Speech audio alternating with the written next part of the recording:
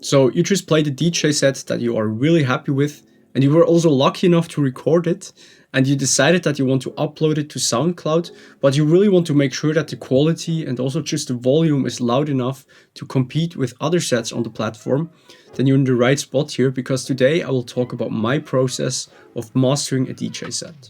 Hey guys, if you're new here, my name is Jonas Fasching. I'm a music producer and DJ from Switzerland, and some of you have been asking me in the past how I master my DJ sets. So I just decided that I'm gonna do a video about this topic and just talk you through the whole process step by step.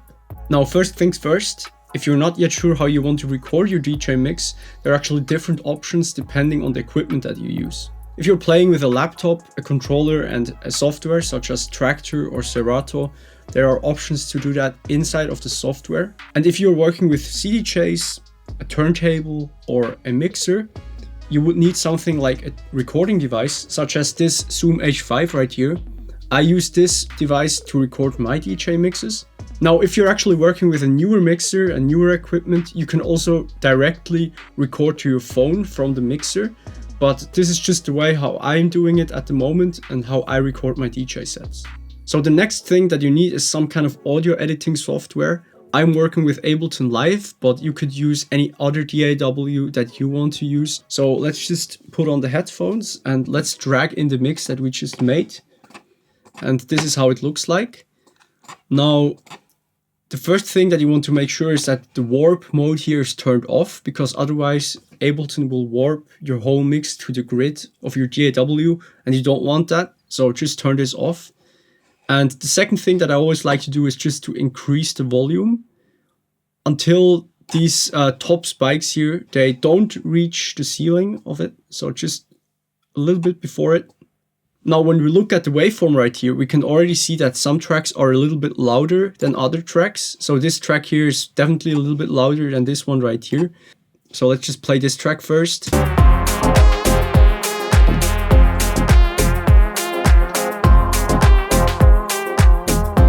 We can see that it peaks at around -4 dB, and over here, when we play that track, so this peaks at around -1.5 dB. Now, you can adjust this if you want to, but you don't have to. It really depends also on the style of your mixing, and sometimes it also makes completely sense that one track is not that loud as another one. But in my way of DJing, I like to have my tracks almost the same volume, and I would just manually adjust this right now. So I'm just gonna use the utility plugin for this and just put that on the track. And then I'm just gonna draw in this volume automation right here. So here I'm just gonna make a little fade by -2.5. So we just know that here the volume now just turns down a little bit. And when we play the track now, we are at around -4 dBs as well. So you could just do that with every individual track. Now, these are only very small adjustments by only like -2 or -3 dBs. And it doesn't hugely matter at that scale, in my opinion. But if you have a track that is like super quiet, for example, like this, if this track looks like this you could definitely hear. And this can happen if your gain is, for example, set wrong, or anything else happens. If your fader is just like pushed down a little bit, you can also still fix that in post-production and just do the same thing again with the utility plugin. Hey, this is me from the future editing this video. And while I was editing, I just realized right now that actually one of the both channels, so the left channel of this recording, is a little bit louder than the right channel. And this is actually due to my recording device, which lets you set the gains of both channels individually. And I put a tape on top of it because they move around quite easily, but somehow one of them moved. And I completely forgot to mention this in this video and to correct it. So this would be a good point to do this right now. And yeah, I just wanted to add that. And now let's go back to the video. Now, the next thing that I'm always doing is I work with some kind of EQing. So I really like to work with the Pro Q3 Equalizer by FabFilter. And here I always just set a low cut at around 20 Hertz and also a high cut at around 23 kilohertz. You cannot even hear anything that goes above this or below this, so it doesn't matter. And here you just have to make sure that you don't cut it off too steep, otherwise you will have some phase issues probably. So just go easy here.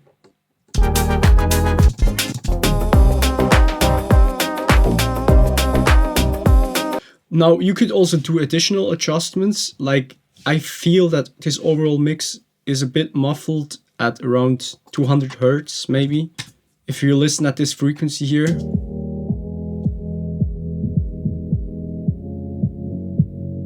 I feel that on the whole mix, if you turn it off again, you just hear that this frequency is a bit too loud.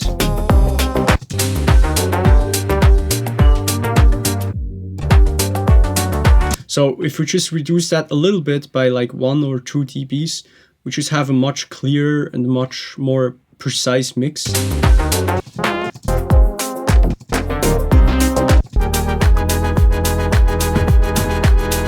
And then I'm also just gonna add a little bit of these high frequencies at around 8 kilohertz.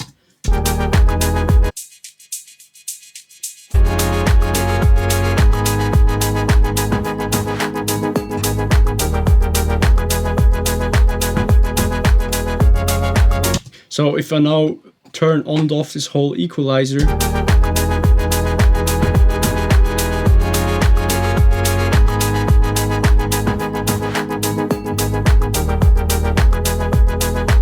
yeah, it's only a very small improvement, but I think it still matters. Now I'm doing these adjustments actually also because I just want to get back the quality of the original track, how it was before I played it and recorded it again.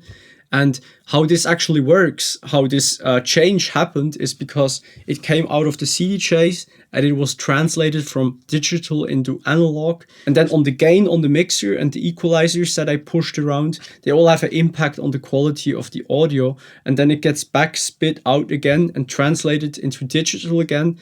And just this whole path just adds or subtracts some frequencies or some dynamic that I want to add back again to the whole mix. So the next thing that I always add after my equalizer is just a little bit of compression, and I really like to work with the SSL compressor right here. So this just handles a little bit the dynamic of the whole mix. And here I'm just gonna put a full reset, and now let's play it at a loud place. So now we have almost 3 dBs gain reduction going on, so I don't want that much of gain reduction. And let's actually also put the attack a little bit higher.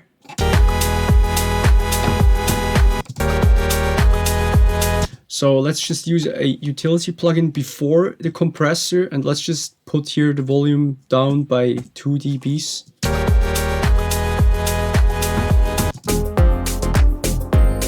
Maybe even 3.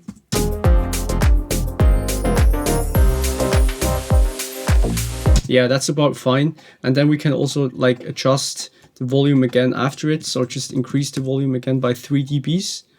And when we now group this thing right here, we can actually also really listen to what the compressor is actually doing.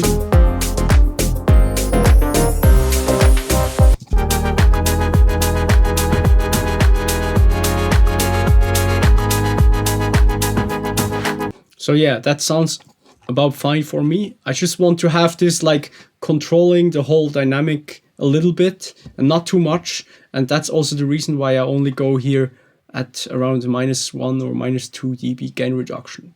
So the next thing that you could do, but you don't have to, is to add a plugin or a effect that just adds a little bit of a texture to your mix. And this is really also now dependent on the style of your music and also if you want to do it or not. But you could, for example, add a little bit of reverb to the higher frequencies. So it sounds like your mix was recorded in a room. Or you could add a little bit of saturation on the higher frequencies. So just something that just adds some flavor and that also just adds your signature sound to your mix, basically. So here I would say just feel free to experiment. And also the original artists that created these tracks, they put a lot of time and effort into producing them, and they are already good as they are. So yeah, it's more just like a little bit of sugar that you want to add to your whole mix down. So I'm just gonna add a little bit of saturation here in the higher mids. So let's do that.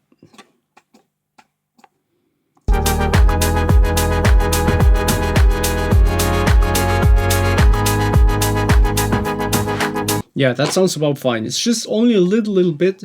Now I'm just also gonna add a reverb just to like show you how this could sound like. So let's create a return track here and let's call this reverb, because I really only want the higher frequencies to cut through. So I'm just gonna add also a equalizer here after the reverb and just cut away the lower frequencies until around 400 Hertz.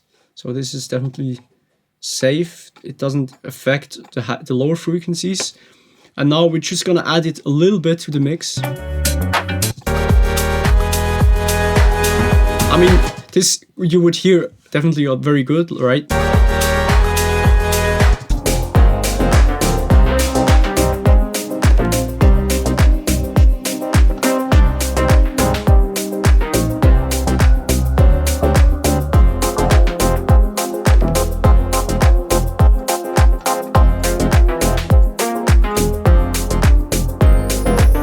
Yeah, it's just like as an example for you how it could sound like, but like I said, it really depends on what you want to also achieve with this and if you even want this or not. So I'm just gonna delete this reverb again, but I'm gonna keep this saturation right here. I kind of like that.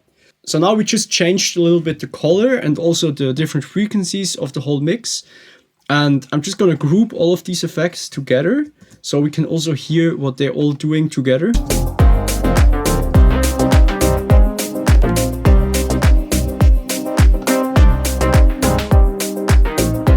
So as you can hear, the difference is not that big. I think the biggest differences are just these volume automations that I made. Now, the last thing that you want to do is you want to increase the volume of the overall mix. Now, you can do that with a limiter, for example. I really like to use the FabFilter Pro L2 limiter. And it is a really nice plugin. It's very easy to use, and also the quality of the sound is very good in my opinion. So the most important value on this limiter is actually right here in the bottom corner. It's the measurement of LUFS, so the perceived volume of the signal that gets sent out of this limiter. And if I just play it right now,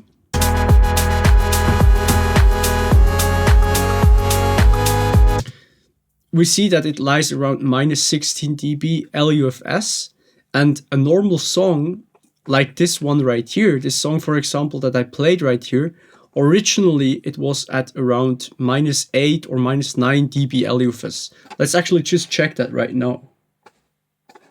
So this right here is the original song as it was mastered, and when I just solo this track and put a limiter on top of it,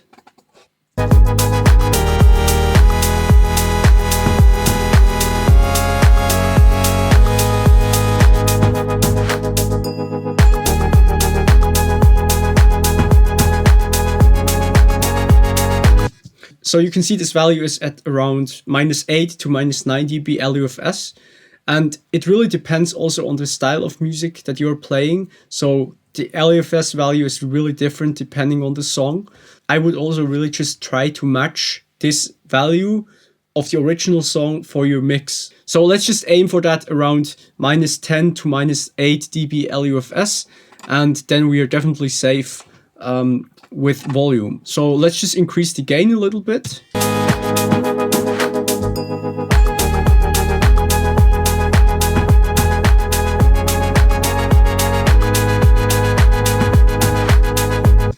Yeah, I think that sounds around good.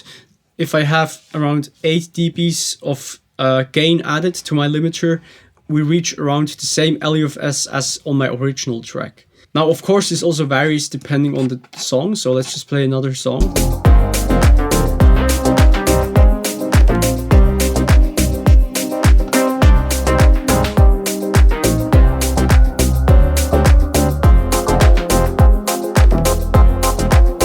So yeah, we are at around minus 9 dB LUFS, which is definitely for this type of music, this style is like the average for the most tracks that I'm playing. Now, the next thing that I want to say is that you can actually also do this with multiple limiters.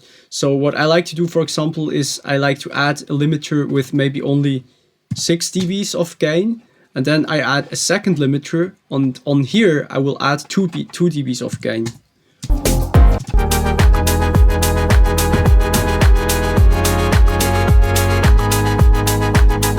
So now on the first limiter, all these peaks just get taken away, and then the second limiter doesn't have to work as much anymore, and the overall quality of the signal is just definitely better if you are working with 2 limiters. Now for the settings down here, you can actually choose the style of your limiter, and I really like to work with the modern setting. This really has an influence also on the distortion that gets added maybe to your mix if you really push into your limiter. Now the look ahead function just basically does what it says. It looks ahead and sees if a signal will be loud or less loud and adjust the limiter accordingly. Now with this function, I think you have to be a little bit careful, because this can also make your mix dull if you increase the look ahead too much, because then the limiter will already push down the volume before the transient hits, and this just makes everything a bit less punchy. So I would only use the look ahead when I feel that there is too much distortion going on. And you can actually also go down here and toggle on this headphone here, and now you can only hear the parts that are getting limited, right? And you hear this crackling sound maybe, and when you now increase the look ahead,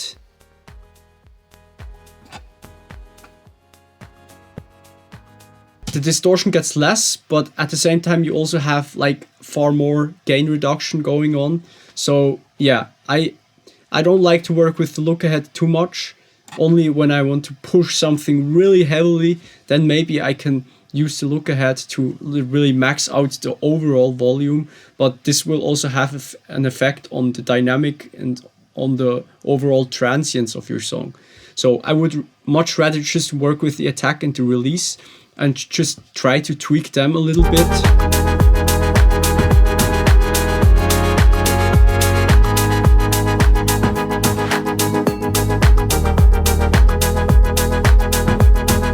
I also just like to decrease the output volume of my limiter, of my last limiter, by 0.1 dB,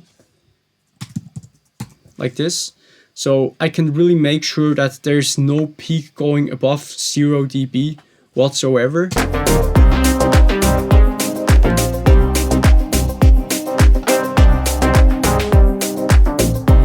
So yeah, in the end, what I also like to do is I like to just group all of the effects together. And now we can just turn on and off the whole section. And let's actually add a utility plugin in the end to like decrease the volume again by maybe minus 10 dBs. Let's hear how that sounds like.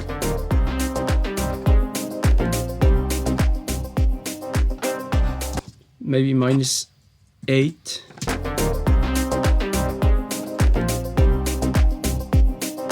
Because now you can actually hear what your whole mastering did without the volume adjustment. I actually like this the sound of it, so I'm just going to delete the utility plugin again. And now we can just bounce out this whole... actually, one thing I forgot, let's actually also set the fades at the beginning and the end. So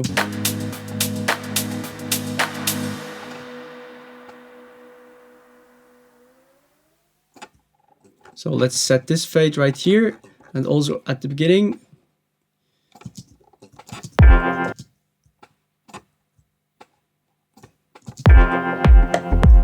Just making sure that there's no clipping at the beginning of this whole set, and also at the end.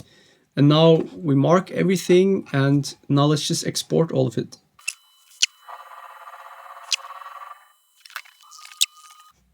Alright, so now it got exported, and now let's just drag back in this whole mix again to see how it looks like now. So yeah, now we have this fat sausage.